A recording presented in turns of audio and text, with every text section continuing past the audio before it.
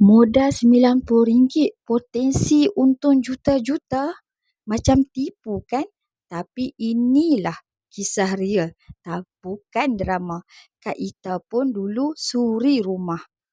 Tak pernah buat bisnes. Tapi dengan Kak Ita buat bisnes ni bermodalkan RM90 je, Kak Ita dah boleh kembangkan rangkaian Kak Ita. Kak Ita dah ada consistent income. Kak Ita juga dah bebas hutang dan juga hidup pun lebih tenang. Kak Ita guna produk tau. Produk iaitu produk yang memang orang cari kita. Iaitu produk kesihatan dan kecantikan. Best kan? Tak perlu kita pegang stok.